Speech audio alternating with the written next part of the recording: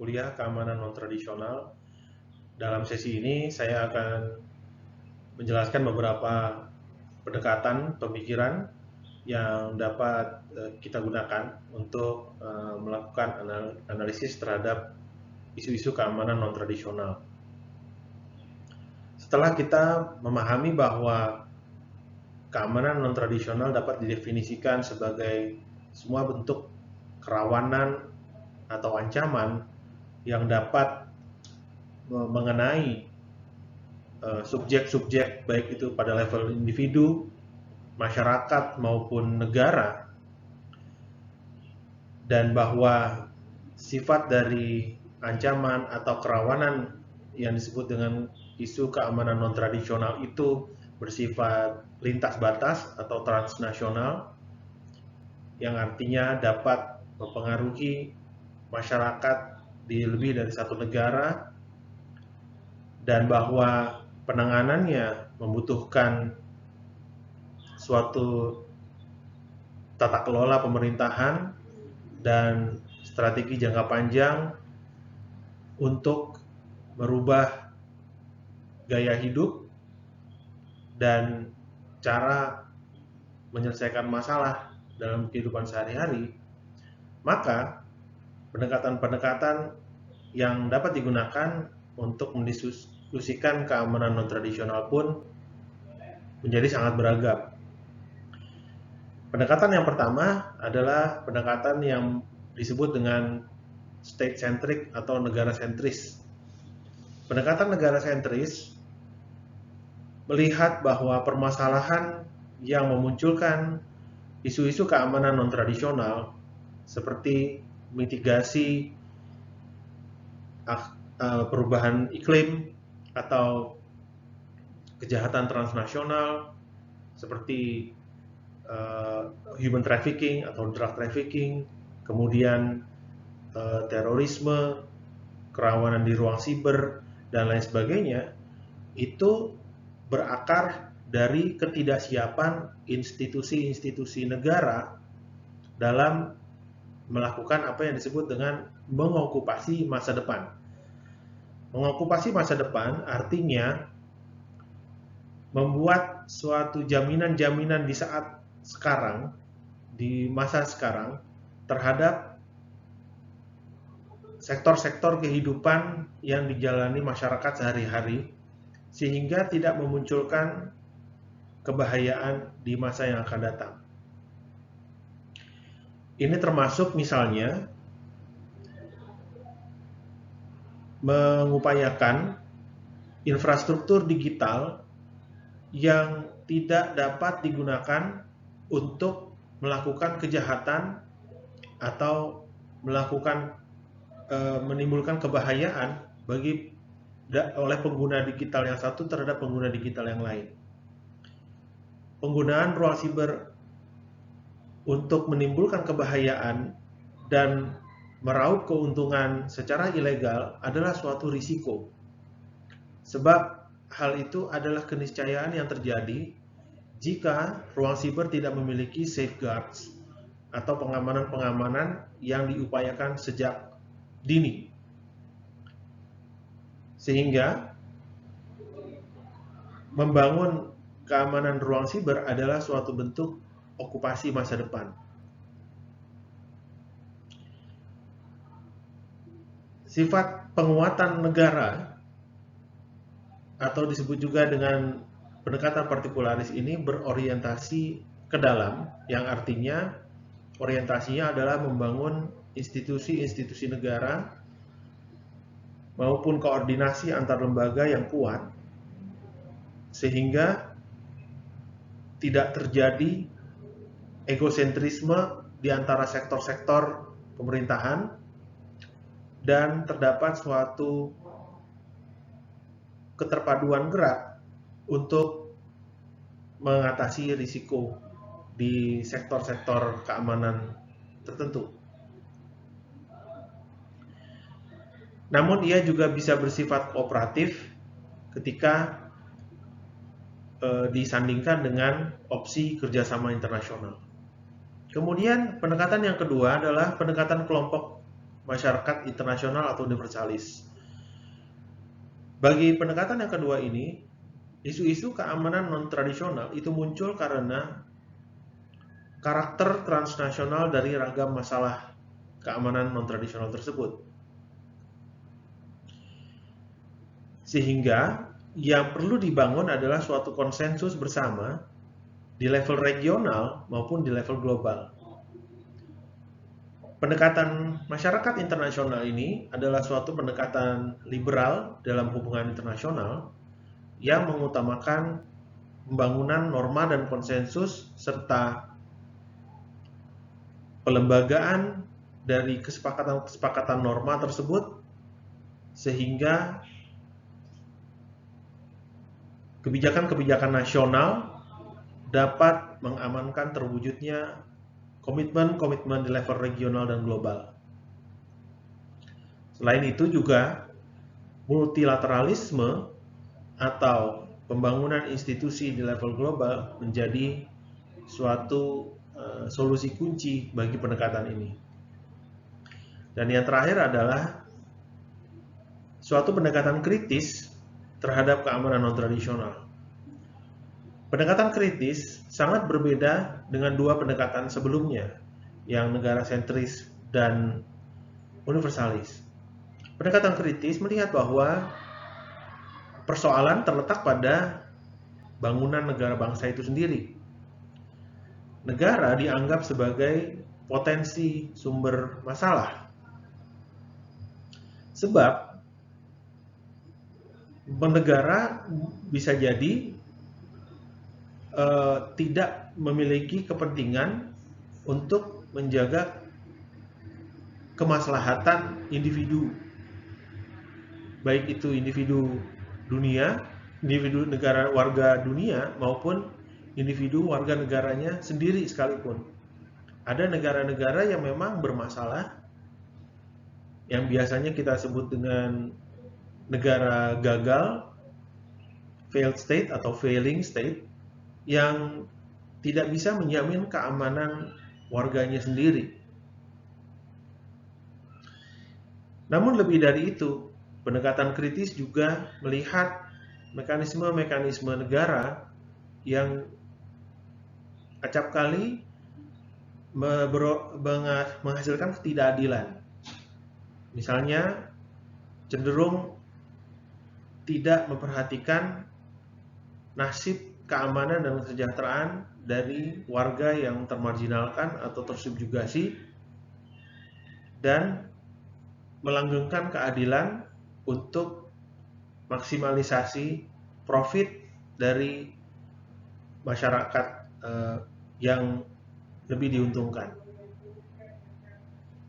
Sehingga di sini permasalahan terletak pada negara yang merugikan warga negaranya sendiri dan bangunan nation state yang menjadikan keamanan bersifat elitis ketimbang memberikan manfaat yang seluas-luasnya.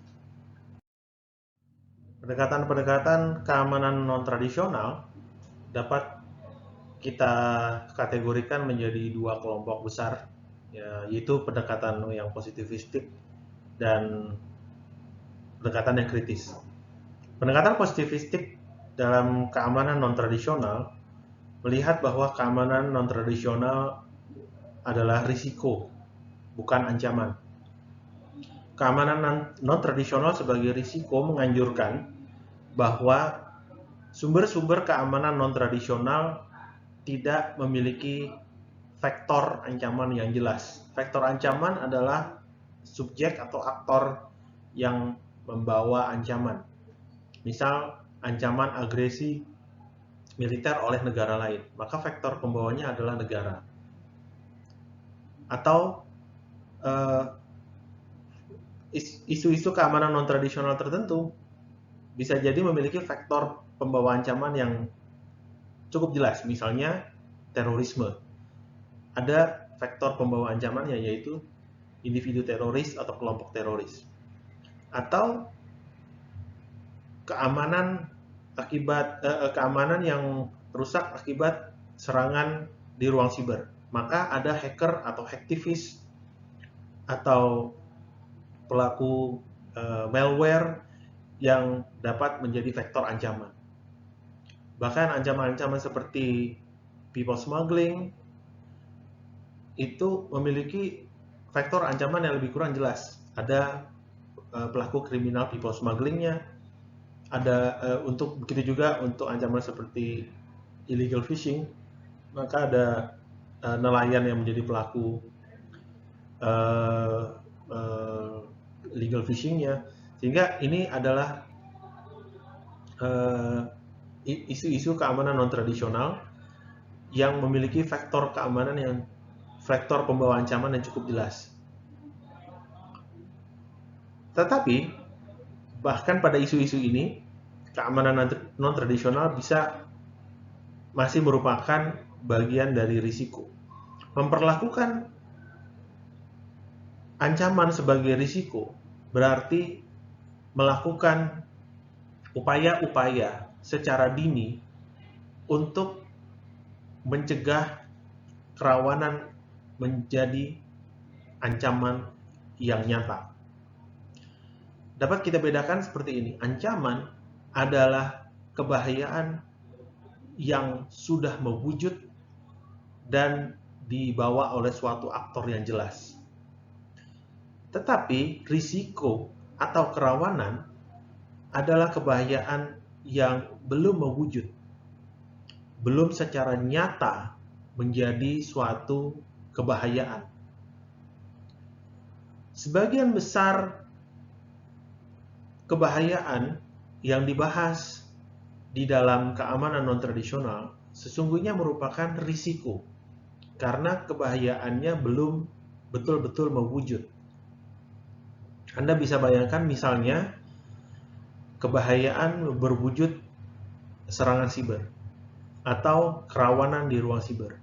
Maka kebahayaan ini tidak betul-betul dirasakan sebab ruang siber tidak bisa memproyeksikan kebahayaan yang membuat orang semua merasa takut. Hanya sebagian orang yang betul-betul terimplikasi oleh serangan siber. Sebagian besar yang lain merasa baik-baik saja. Begitu pula halnya dengan bentuk-bentuk kebahayaan lain dalam keamanan non-tradisional. Misalnya perubahan iklim. Perubahan iklim adalah sebuah risiko. Saat ini kita sudah mulai merasakan betapa suhu bumi meningkat pesat ketika musim panas atau musim kering, dan menjadi sangat dingin ketika musim dingin, dan mengalami banjir ketika musim hujan. Hal itu menunjukkan bahwa kejadian-kejadian cuaca yang ekstrim telah mewujud sebagai manifestasi dari perubahan iklim. Tetapi seperti kebahayaan seperti apa yang dirasakan oleh masyarakat sesungguhnya tidak betul-betul nyata bagaimana perubahan iklim telah menjadi suatu ancaman. Sehingga untuk kebahayaan-kebahayaan seperti ini dibutuhkan suatu konsensus politik antara masyarakat dan pemerintah bahwa kebahayaan-kebahayaan tersebut membutuhkan penanganan sejak dini supaya tidak mewujud menjadi kebahayaan yang nyata atau menjadi ancaman yang nyata ketika sudah terlambat untuk melakukan pencegahan. Di dalam pendekatan yang positivistik ada beberapa pendekatan dalam keamanan yang relevan. Misalnya pendekatan keamanan insani atau human security, pendekatan sekuritisasi yaitu pergeseran isu dari isu non keamanan menjadi isu keamanan, dan juga upaya untuk memahami bagaimana masyarakat memahami isu keamanan yang dibangun oleh tradisi konstruktivisme. Kemudian kelompok pendekatan yang kedua adalah pendekatan kritis. Pendekatan kritis melihat apakah apa yang dilakukan oleh pemerintah selama ini telah memberikan atau menyediakan keamanan sebagai barang publik atau lebih merupakan barang yang elit. Artinya, apakah keamanan itu disediakan bagi segenap anggota masyarakat tanpa memandang bulu, tanpa melihat strata sosial, tanpa melihat strata ekonomi, tanpa melihat warna kulit, tanpa melihat afiliasi politik, afiliasi identitas, ideologis, atau penyediaan keamanan itu masih dibedakan berdasarkan identitas atau penanda-penanda identitas tersebut. Pendekatan kritis melihat bahwa keamanan tidak akan pernah terwujud jika ada kelompok-kelompok masyarakat yang masih terpinggirkan, tersubjugasi, tidak bisa mengemansipasikan dirinya.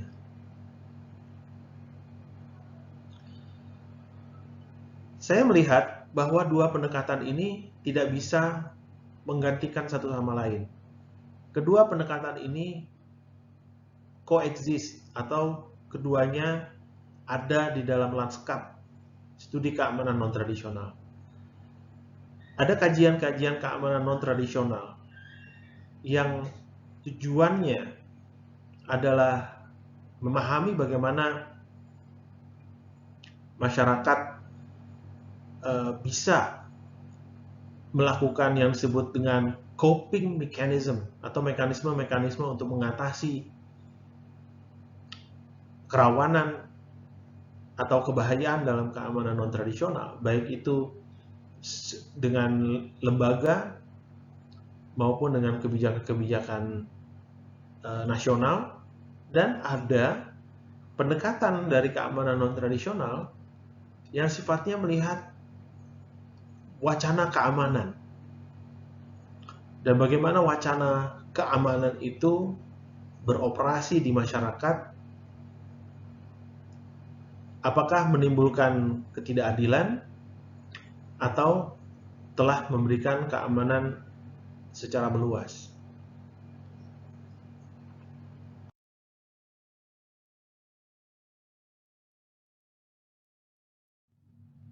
Untuk membantu rekan-rekan semua membahas atau menerapkan rangka pemikiran keamanan non-tradisional yang akan saya jelaskan, maka baik kiranya untuk memulai dengan menanyakan pertanyaan-pertanyaan berikut ini.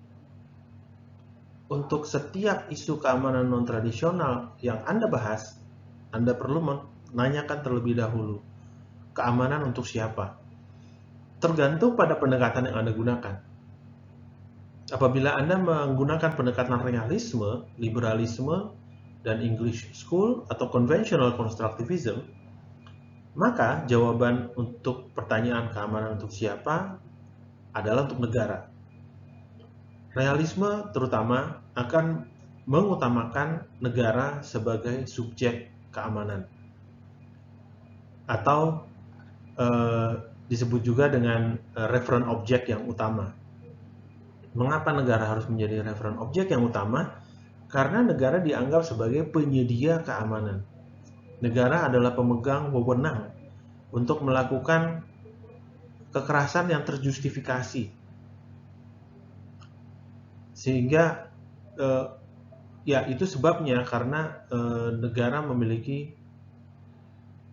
prioritas sebagai penyedia keamanan.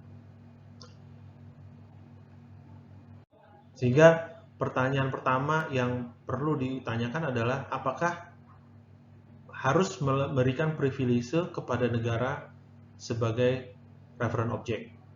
Terlepas dari ragam interpretasi terhadap referent object yang perlu diprioritaskan, negara bangsa adalah instrumen utama dari segala referent object keamanan. Pertanyaan yang kedua adalah, apakah isu keamanan non-tradisional yang Anda bahas lebih merupakan isu domestik atau juga merupakan isu internasional?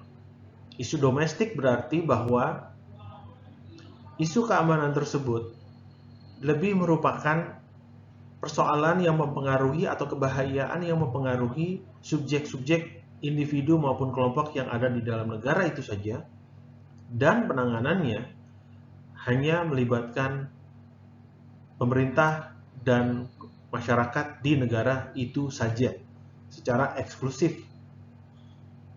Hampir tidak ada lagi isu keamanan yang murni internal saat ini. Tetapi memang ada penekanan. Hampir semua isu keamanan sebenarnya memiliki unsur transnasionalisme atau lintas batas.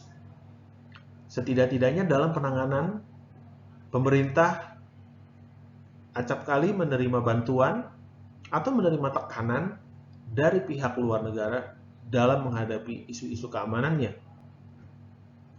Yang ketiga adalah pertanyaan, apakah keamanan harus diperluas keluar dari batas militer dan penggunaan kekuatan militer atau kekuatan senjata atau kekuatan kekerasan?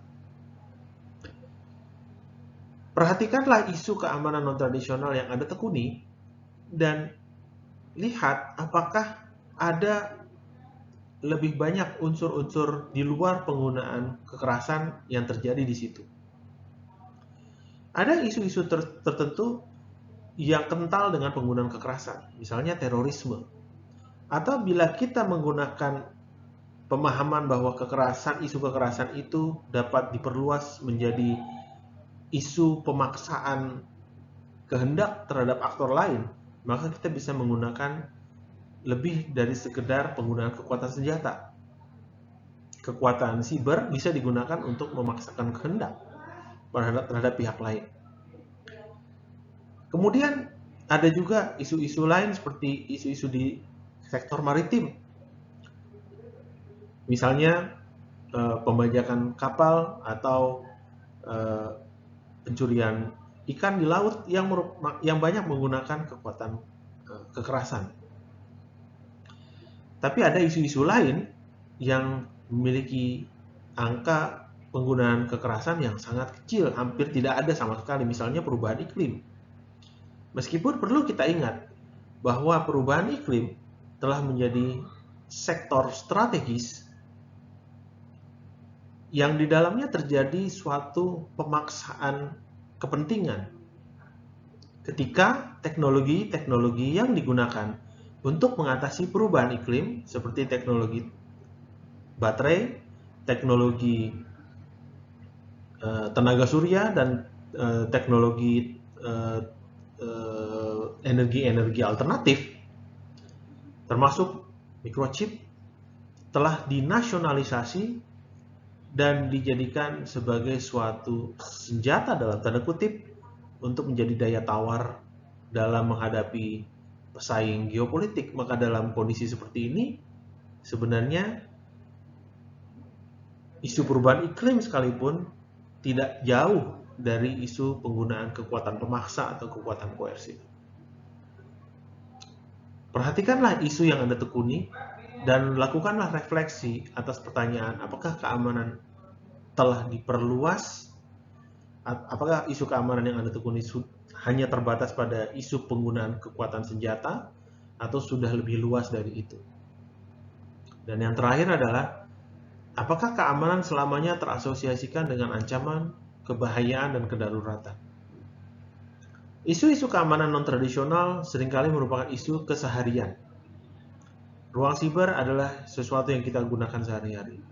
Perubahan iklim adalah hal yang kita alami sehari-hari.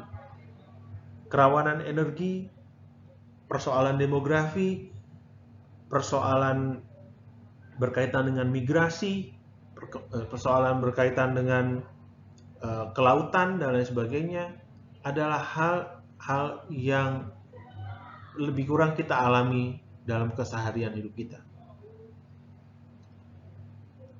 Respon-respons yang bisa kita berikan untuk menanganinya seyogianya berkaitan dengan bagaimana kita menjalani hidup kita sehari-hari. Sehingga sebenarnya isu-isu keamanan non-tradisional sudah tidak lagi terbatasi dalam ruang lingkup ancaman, kebahayaan, dan kedaruratan.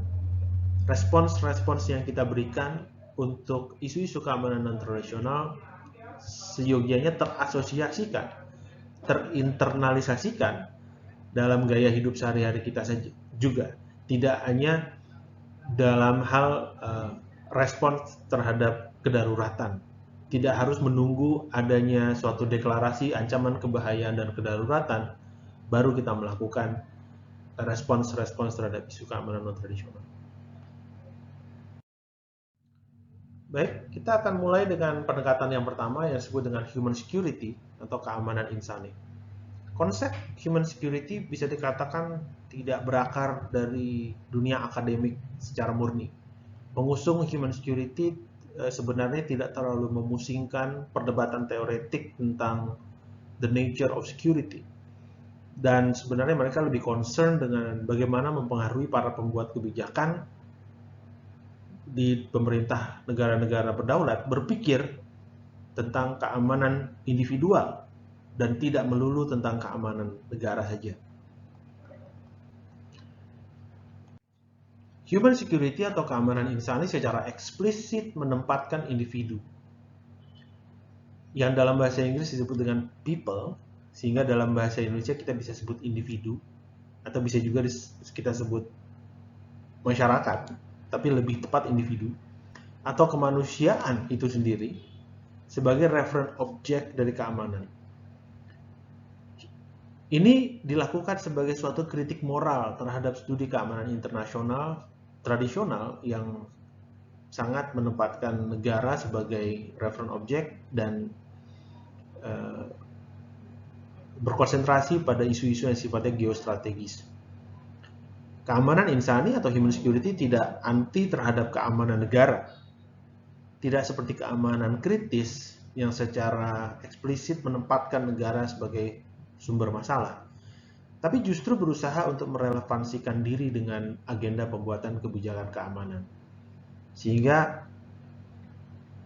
pengusung human security pada dasarnya ingin membantu pemerintah dalam menghadapi krisis-krisis keamanan. Dalam kutipan ini kita lihat bahwa keamanan insani berkonsentrasi pada upaya untuk meningkatkan kesejahteraan ekonomi dan keamanan fisik dari masyarakat dunia atau world's inhabitants atau warga dunia. Kita bisa melihat bagaimana keamanan insani memiliki perhatian yang rendah terhadap perbatasan negara. Bagi mereka, perbatasan negara itu tidak relevan bagi keamanan. Keamanan adalah hak bagi seluruh manusia. Rasa aman, rasa jaminan keamanan adalah hak bagi seluruh warga dunia. Tidak peduli mereka warga negara di mana. Tidak peduli status kewarganegaraan. Keamanan insani juga seperti yang saya katakan tadi tidak hendak melawan negara. Justru keamanan insani menyadari bahwa negara bertanggung jawab memformulasi strategi dan kebijakan keamanan. Dan kebijakan yang diambil oleh negara hampir selalu berimplikasi pada keamanan dan kesejahteraan masyarakat atau warga manusia biasa yang bukan bagian dari pemerintah, bukan penguasa, bukan pemimpin partai politik, bukan pemilik perusahaan. Mereka yang tidak memiliki privilege di dalam masyarakat, warga biasa atau kelas menengah biasa, itu adalah orang-orang yang terimplikasi langsung oleh pengambil kebijakan. Sehingga agenda dari keamanan insani adalah membuat pembuatan agenda politik dan keamanan negara relevan dengan kepentingan masyarakat. Di dalam Pemahaman tentang keamanan insani atau human security terdapat 3 agenda pemikiran utama. Keamanan insani mendefinisikan keamanan dalam 3 manifestasi, yaitu keamanan sebagai suatu kebebasan dari opresi politik atau pembatasan hak-hak politik warga, kemudian keamanan sebagai ketersediaan atau keterpenuhan komponen-komponen kesejahteraan termasuk kesehatan, akses terhadap pelayanan kesehatan atau pendidikan, perumahan, sandang dan pangan, ya, dan kebutuhan-kebutuhan dasar lainnya, serta keamanan sebagai suatu perlindungan dari konflik bersenjata. Dapat kita katakan bahwa keamanan insani terdiri dari 2 kategori besar, yaitu kategori perluasan dan kategori penyempitan. Keamanan insani dalam pemahaman yang sempit memfokuskan diri pada perlindungan dari konflik bersenjata dan kebebasan dari opresi politik. Sementara dalam pemahaman yang luas, keamanan insani memfokuskan diri pada penyediaan kesejahteraan atau hak-hak ekonomi warga. Perbedaan pemahaman tentang keamanan insani ini menjadi menciptakan perbedaan di dalam afiliasi dari negara-negara yang menganutnya. Negara-negara Asia seperti Jepang lebih menganut keamanan insani dalam pemahaman penyediaan kesejahteraan, sementara negara-negara Amerika Utara dan Eropa Barat cenderung memahami keamanan insani dalam pemahaman kebebasan dari opresi politik dan perlindungan dari konflik bersenjata.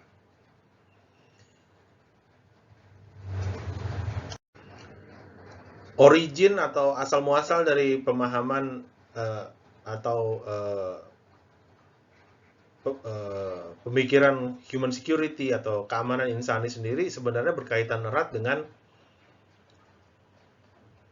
definisi keamanan sebagai penyediaan kesejahteraan. Sebab dia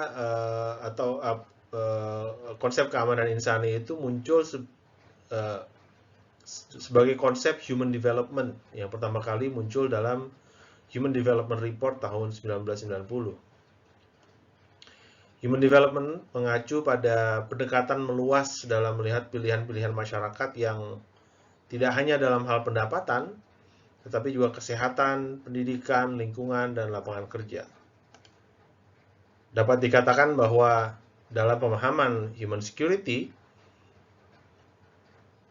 manusia yang aman atau dalam kondisi yang aman adalah manusia yang memiliki akses terhadap kebutuhan-kebutuhan dasar untuk memaksimalkan potensinya. Dalam pemahaman human security, referent object atau individu atau aktor yang perlu kita pertanyakan keamanannya adalah masyarakat, ya, atau manusia itu sendiri.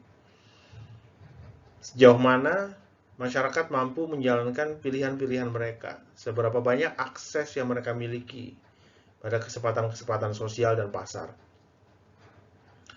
Dan bagi human security, keamanan adalah milik semua, sehingga sumber daya negara perlu dimobilisasi dalam suatu upaya global kooperatif, bukan untuk berperang atau melakukan agresi militer terhadap musuh, tetapi mengatasi kemiskinan dan kurangnya pembangunan atau kesalahan pembangunan yang merupakan akar masalah dari semua konflik bersenjata. Jika kita melihat lagi agenda keamanan insani yang meliputi kebebasan dari opresi politik, penyediaan kesejahteraan, dan perlindungan dari konflik bersenjata, maka dapat kita simpulkan bahwa human security tidak melihat adanya dikotomi yang terlalu tebal antara isu militer dan non-militer yang biasanya sangat ditekankan dalam pendekatan-pendekatan tradisional terhadap keamanan. Bagi human security, konflik bersenjata pada dasarnya memiliki fundamen berupa ketiadaan pembangunan, ketiadaan akses kepada makanan yang sehat, ketiadaan pelayanan kesehatan yang memadai, ketiadaan fasilitas pendidikan, yang kemudian menjadi underlying factors atau faktor-faktor yang menjadi fundamen bagi terjadinya wirausahawan politik kekerasan atau political violence entrepreneurs, wiraswastawan kekerasan politik seperti individu-individu atau kelompok-kelompok yang sengaja menghasut perbedaan antar kelompok, perbedaan identitas etnoreligius untuk mencapai suatu popularitas meskipun dengan biaya konflik atau perseteruan antar kelompok. Bagi human security, hal ini terjadi karena akses masyarakat terhadap sumber-sumber kesejahteraan tidak merata. Ketidakmerataan ini atau ketimpangan ini kemudian dimainkan oleh wiraswastawan politik kekerasan